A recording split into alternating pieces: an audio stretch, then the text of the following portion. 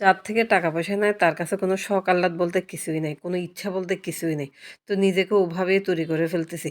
অনেক সময় অনেক কিছু মন চাইলেও কিছু করি না। আজকে নিজের ছোট্ট একটা ইচ্ছা পূরণ করলাম। আপনারা দেখলে হয়তো অবাক হবেন। কারণ ভাববেন যে এটা পাগল, পাগল না হলে এই ধরনের কথা কেউ বলে নাকি? আসলে যারা অভাবী মানুষ তাদের কাছে এটাই অনেক কিছু। আসসালামু আলাইকুম। কেমন আছেন সবাই? আলহামদুলিল্লাহ আমি ভালো আছি। সানভি ব্লগ থেকে সানভীর মামা বলছিলাম। চলে আসছি আজকে অন্যরকম একটা ব্লগ নিয়ে। আসলে অনেক দিন থেকে কলিজা খাবো চিন্তা করতেছি, কিন্তু বাজারে গিয়ে আবার ফেরত চলে আসি, কারণ গরুর এত দাম। আমার মতো মানুষের পক্ষে খাওয়া সম্ভব না, কারণ যে ঘরে মানুষের কোনো ইনকাম নেই, মানুষ দুজন ইনকাম করে সংসার চলে না। ভালো ইনকাম করলে তো সংসার চলে, আমাদের তো দিনে আনে দিনে খাই। একটা চিন্তা করলে ওইটা পূরণ হইতে হইতে মাস শেষ হয়ে যায়, বা এমনও হয়ে যায় 6 মাসও শেষ হয়ে যায়। তো আজকে আমি কলিজা আধা কেজি কলিজা রান্না করব, বেশি একটা করব না, পরিমাণ একদম অল্প। তো গরম পানি দিলাম, এখানে একটু হলুদ আর লবণ দিয়ে কলিজাটাকে আগে একটু সিদ্ধ করে নিব, কারণ এখান থেকে একটা ময়লা বের হয়, ময়লাটা ফেলে দেওয়ার জন্য আমি এটাকে একটু সিদ্ধ করে নিছি, উপরে ময়লাটা চলে গেলেই হবে। তো এটাকে উল্টে পাল্টে দিচ্ছি। আর মানুষ এত ঠকবাজ, আমি জিনিস কিনলাম শুধু আধা কেজি, সেখানের মধ্যে চর্বি দিয়ে রাখছে। মানে মানুষ কি বলবো আর, মানুষের দুঃখ কষ্ট বোঝে না, এই হলো কথা। যাই হোক, যদি কেউ এই ধরনের চিটারি বাটপারি করে, তারা যদি জমিদার হয় তো ভালো কথা হোক। তো আসলে মানুষকে কাকে বিশ্বাস করবো? যাকেই বলি যে ভাই আপনাকে বিশ্বাস করছে, আপনি আপনার মতো দেন, তাহলে তো মনে করেন সবার আগে ঠকাই দেয়। তো যাই হোক, পেঁয়াজ রসুন সব কেটে নিলাম।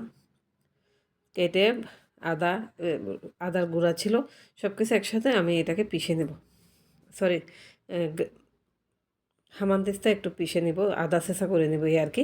এদিকে আমি আবার হচ্ছে মাংসের সব ধরনের মশলাগুলো একটু ভেজে নিচ্ছি। আর এখানে পরিমাণটা অনেক বেশি, আমি কিছু রেখে দেবো, সেই জন্য হালকা একটু ভেজে নিব, ভেজে এটাকে আমি গ্রাইন্ডার করে নিচ্ছি। তো আর এই গ্রাইন্ডার মেশিনটা নিয়ে, কফি গ্রাইন্ডারটা নিয়ে আমার অনেক লাভ হয়েছে। যেমন এইটুকু জিনিস আমি এখানে গ্রাইন্ডার করতে পারতেছি, শুকনা জিনিস করা যাচ্ছে, খুব সুন্দর, আমার কাছে খুবই ভালো পছন্দ হয়েছে, এবং এই জিনিসটা আমার অনেক কাজে লাগতেছে। প্রথমে তো নিব না ভাবছি, এখন দেখতেছি আসলে অনেক হেল্পফুল এটা। আর এই যে গুঁড়াটা বেশি একটা মিহি করব না, মানে অর্ধেক একটু আস্তে আস্তে থাকবে আর কি। তো এদিকে সরষের তেল দিয়ে দিলাম, তারপরে হচ্ছে পেঁয়াজ রসুন থেতো করা আদা সব কিছু এখানে একসাথে দিয়ে দিলাম।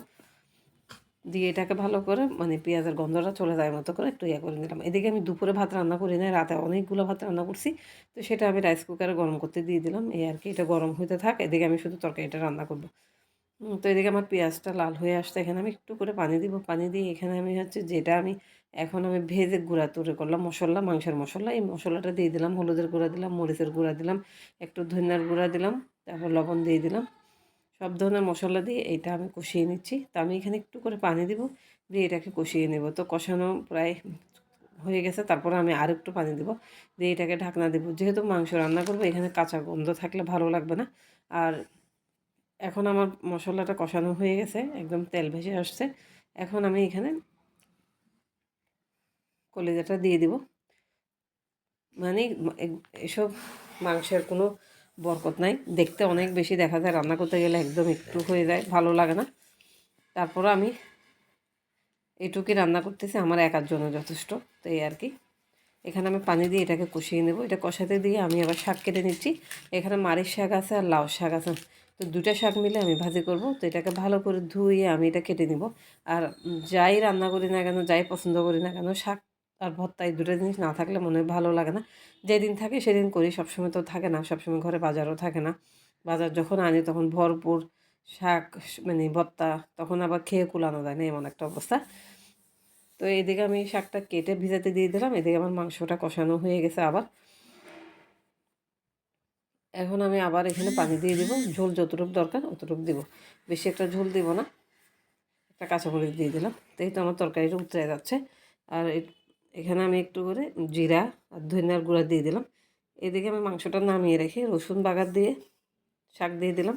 এই যে আমার আজকের তরকারিটা কেমন লাগলো, আর রেসিপিটা যদি ভালো লাগে লাইক শেয়ার কমেন্টস করবেন। তবে এটা আমার একটা পছন্দের খাবার, এতদিন পর যাই হোক আল্লাহ আমার আশা পূর্ণ করলো। বাস, আল্লাহকে অনেক ধন্যবাদ, আর আপনারা আমার পাশে থাকার জন্য আপনাদেরকে অসংখ্য ধন্যবাদ। আল্লাহ হাফেজ, বাই বাই, টাটা।